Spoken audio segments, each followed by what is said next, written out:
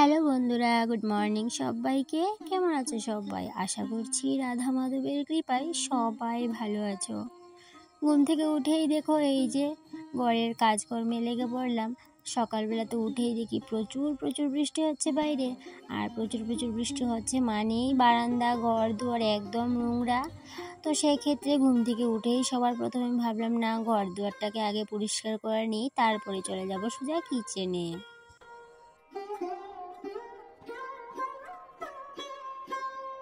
আজকে প্রায় এক সপ্তাহের উপরে হবে বৃষ্টির সাথে যুদ্ধ হচ্ছে, কারণ কি বৃষ্টি একটু পরপরই আসছে আর নোংরা করে দিয়ে যাচ্ছে, আর আমিও একটু পরপরই পরিষ্কার করেই যাচ্ছি।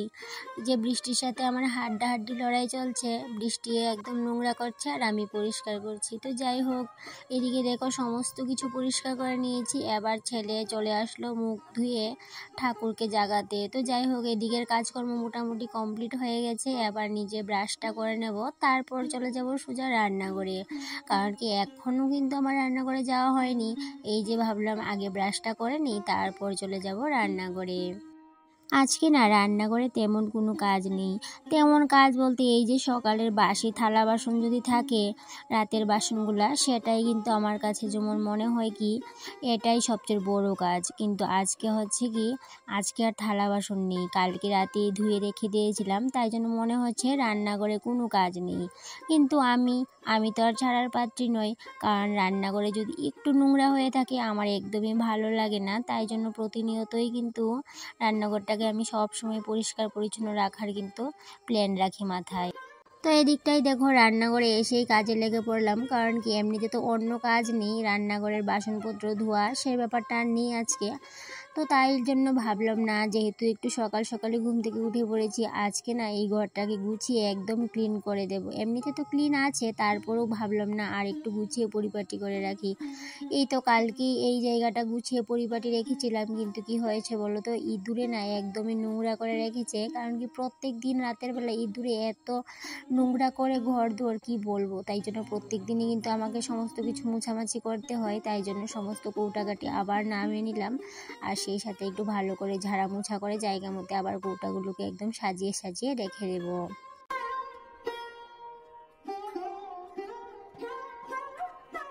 হয়তোবা তোমরা অনেকেই বলতে পারো, কালকেই তো এই জায়গাটা পরিষ্কার করলে, আবার আজকে যে পরিষ্কার করলে। এই দেখো কতটা নোংরা বেরিয়েছে। কালকে পরিষ্কার করেছি, কিন্তু দেখো আজকে কতটা নোংরা বেরিয়েছে। তাই জন্য চেষ্টা করি প্রত্যেক দিনের কাজগুলা প্রত্যেক দিনই করে রাখার, কারণ কি একদিন যদি কাজ করে আবার যদি এক সপ্তাহ যদি কাজ না করি, পরিষ্কার পরিচ্ছন্ন না করি, তাহলে ভাবো কি অবস্থা হবে। একদিনেই যদি এই অবস্থাটা হয়ে থাকে, আর তাহলে এক সপ্তাহে কি অবস্থা হবে। তো যাই হোক, এদিকে আমি ওই সাইডটা ভালো করে পরিষ্কার করে নিয়েছিলাম, আর তারপরে দেখো টেবিলের নিচটা ধরেছি, কারণ কি টেবিলের নিচটা না অনেক দিন হলো একটু পরিষ্কার করা হচ্ছিল না ভালোভাবে। তো কালকে তো এমনিতে করেছিলাম সারা ঘর পরিষ্কার, কিন্তু টেবিলের নিচটা আর করা হয়নি। তাই জন্য ভাবলাম না, আজকে টেবিলের নিচটা একটু ভালো করে পরিষ্কার করে নেব। সেই সাথে এই যে টেবিলের নিচের টিনগুলোতে অনেকটাই মাকড়সা জাল বেঁধেছে, তো ভাবলাম না জালগুলোকেও ছাড়িয়ে নেব। তো সেই জন্য টেবিলের নিচটাকে ভালো করে আগে প্রথমে ঝাড়া মোছা করে নিলাম, চালের ড্রামটা বার করলাম প্রথমে, তারপর ভালো করে মাকড়ের জালগুলোকেও কিন্তু ঝেড়ে ফেলে দিলাম। তো সেই সাথে কিন্তু ভালো করে মুছেও নিয়েছি। আর হ্যাঁ বন্ধুরা, তোমাদের সাথে না আর একটাও কথা বলার ছিল। সেটা কি বলো তো, এই যে টেবিলের নিচের সাইডটা মাটির অংশটা, সেটা কিন্তু অনেকটাই ভেঙে পড়েছে বাইরের দিকটা দিয়ে। কেন বলো তো, এই যে অনেক দিন ধরে এত এত বৃষ্টি হচ্ছে, বৃষ্টির কারণে আমাদের রান্নাঘরের পাশে যে ঘর আছে আরেকজনের, তো সেই ঘরের ছাদের জল আমাদের রান্নাঘরের সাইডের পিছনের অংশটা দিয়ে অনেকটাই পড়ে। তো সেই কারণে এই জলের সাথে মাটিটা যেহেতু নরম হয়ে গেছে, আর নতুন মাটি যেহেতু, তাই জন্য কিন্তু জলের সাথে মাটিটা ধুয়ে চলে গেছে, আর সেই কারণে অনেকটাই কিন্তু মাটি এখান থেকে সরে গেছে। সেই কারণে টেবিলের নিচের একটা সাইড একদম কিন্তু মাটিটা চেপে গর্ত হয়ে গেছে। তো সেটাই নিয়ে অনেক দিন ধরে ভাবছিলাম কি করা যায়, কিন্তু জানি না, এখনও কিন্তু বুদ্ধি বার করা হয়নি যে কি করা যাবে। তো যাই হোক, এদিকে দেখো কতটা নোংরা বেরিয়েছে ঘর থেকে। তো প্রত্যেক দিন সকালে এভাবেই কিন্তু আমি আমার রান্নাঘরটাকে পরিষ্কার পরিষ্কার করে নিই, তাতে করে কিন্তু আমার মাস শেষে আর ডিপ ক্লিনিং করতে হয় না। এই যে মাসে 2বার বা 3বার এরকমটা করে ডিপ ক্লিন করতে হয় না। আর এদিকটাই দেখো ফ্রিজের নিচটা পরিষ্কার করতে গিয়ে দেখি ফ্রিজের নিচে একটা শসা পড়ে আছে। ওই যে কালকে রেখেছিলাম রান্না করব বলে, আর হঠাৎ দেখি শসাটা ফ্রিজের নিচে। তো যাই হোক ফ্রিজের নিচ থেকে শসাটাও বার করে নিলাম। আর সেই সাথে তো দেখলে পুরো ঘরটাই কমপ্লিট পরিষ্কার করে। আর এদিকে দেখো তারপর ইন্ডাকশনটা মুছে নিয়েছি আর গ্যাসটাকেও মুছে নিচ্ছি। তো রাতে কিন্তু মুছে রেখে দিয়েছিলাম, তারপর ওই যে সকালে তো একটু বাসি ছাড়াতে হয় সেই জন্য। তো এদিকে দেখো রান্নাঘরের সমস্ত কাজবাজ কমপ্লিট করে নিয়েছি। এবার রান্নাঘরে তো জল নেই, এবার জল নিতে আসলাম। তো রান্নাঘরে আগে আমার যেহেতু রান্নাঘরটা এই সাইডে ছিল, তখন কিন্তু আমার জলের এতটাও অসুবিধা হতো না, কিন্তু এখন রান্নাঘরে আমার অনেকটাই জলের অসুবিধা। সমস্ত জল এই যে নিতে হয় আমাকে। আর এদিকে দেখো কোমর ব্যথার জন্য যেহেতু পুরো বালতি ভর্তি করে জল নিতে পারি না, সেই জন্য আধা বালতি করে জল নিলাম।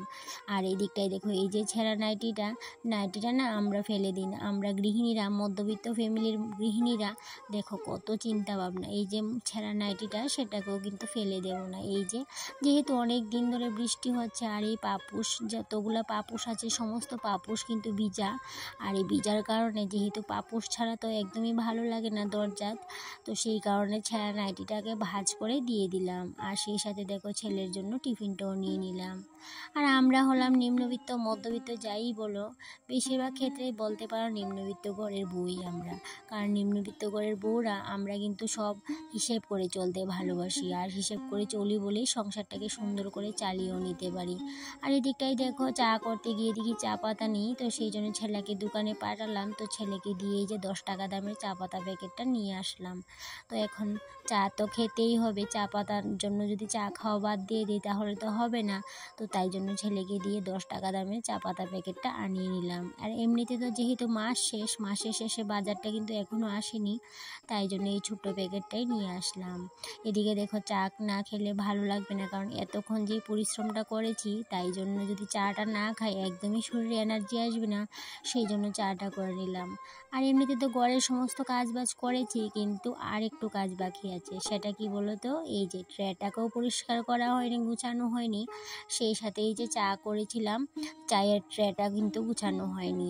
তো এখন চা খাওয়ার পরে ভাবলাম এই ট্রেটাকেও গুছিয়ে নেব, একটু ঝাড়া মোছা করে জায়গা মতো আবার জিনিসগুলোকে রেখে দেব। আর সেই সাথে চায়ের কাপের ট্রেটাকেও পরিষ্কার করে নেব। আর সেই সাথে টেবিলে যে বোতলগুলোকে আমি সবসময় জল ভর্তি করে রাখি, সেগুলোকেও করে রাখবো। তো অবশেষে সকালবেলার 1 ঘন্টা কাজ করাতে আমি আমার টিনেগারের রান্নাঘরটাকে মডুলার কিচেন বানিয়ে নিলাম।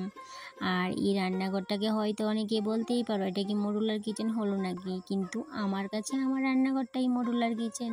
তাই জন্য আমি আমার রান্নাঘরটাকে সবসময় ভাঙাচোরা মডুলার কিচেন বলে থাকি। তো যাই হোক, ভিডিওর শেষ পর্যায়ে এসে তোমাদের একটাই কথা বলবো, সেটা হচ্ছে আমার ভাঙাচোরা মডুলার কিচেনের কাজকর্মগুলো তোমাদের কেমন লাগলো অবশ্যই কমেন্টে জানিও। সেক্ষেত্রে ভালো না লাগলে সেটাও জানাতে পারো, তাতে করে কিন্তু আমার অনেকটাই ভালো লাগবে। সেক্ষেত্রে কাজগুলো করতে করতে গল্প করতে করতে কখন যে ভিডিওর শেষ পর্যায়ে চলে আসলাম বুঝতেই পারিনি। তো যাই হোক বন্ধুরা, আবারও দেখা হবে নতুন একটা ব্লগে। ততক্ষণে তোমরা ভালো থেকো, সুস্থ থেকো। টাটা।